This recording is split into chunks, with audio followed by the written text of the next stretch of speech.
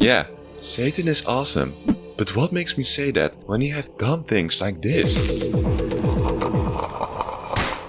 This is all intended by someone, all strategized, all planned out by a greater mind than our own, God.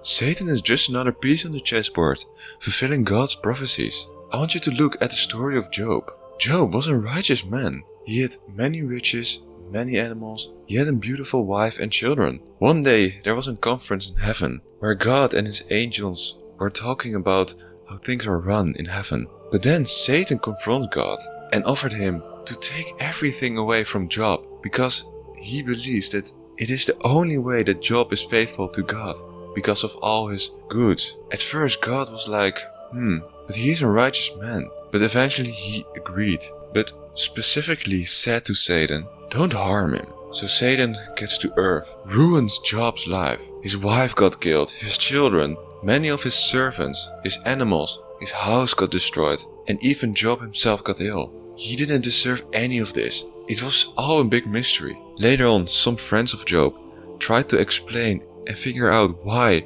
Job got punished like this. They go back and forth for 40 chapters, which is pretty boring if you ask me. But anyway, back and forth why Job has been punished. But none of them comes with a good explanation. Job didn't sin that made God angry. So Job screams it out and says, I did nothing to deserve this. I honored God with everything. And he demanded a conversation with God. Our gracious God got to earth in form of a storm and showed Job something, why he did this. He showed him the universe, the stars, planets. He showed Job how things were run on earth, the water, the forests, and the animals. Everything God does is so large, and he still is there for Job. Everything is run by him, and this opened Job's eyes. He decided to stay faithful, and because of that, God gave everything back twofold. Maybe not too wise, but actually I don't know. Here you see that because of Satan's offer to God, Job has become a more faithful servant to God. But to back this even up, why Satan is actually pretty awesome, I have some Bible verse for you. 2 Corinthians chapter 12 verse 7 to 9. Therefore, in order to keep me from becoming conceited, I was given a thorn in my flesh, a messenger of Satan, to torment me. 3 times I pleaded with the Lord to take it away from me.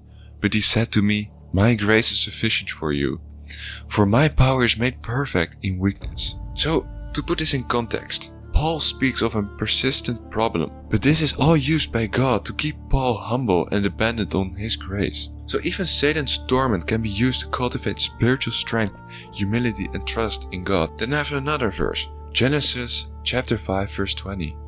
You intended to harm me, but God intended it for good to accomplish what is now being done, the saving of many lives. In this verse, Joseph doesn't talk directly about Satan, but the context is the same. Evil was unleashed on Joseph, which Satan would definitely use, and God turned it for something good, because Joseph became the second most powerful man in all Egypt. So God can sovereignly use evil for redemption and growth. And the last verse, 1 Peter chapter 5 verse 8 till 10. Be alert and of sober mind. Your enemy, the devil, prowls around you like a roaring lion looking for something to devour. Resist him.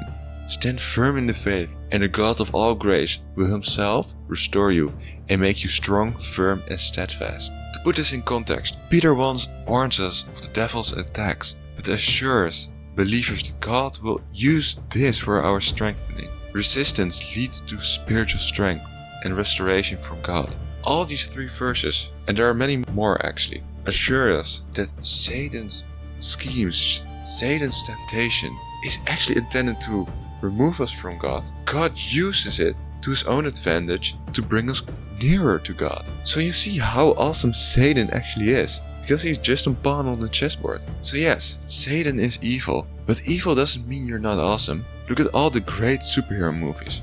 The Dark Knight, Joker, evil but awesome. Infinity War, Thanos, evil but awesome. In the Matrix, Mr. Smith, evil but awesome. You get what I'm saying? So I'll repeat what I said.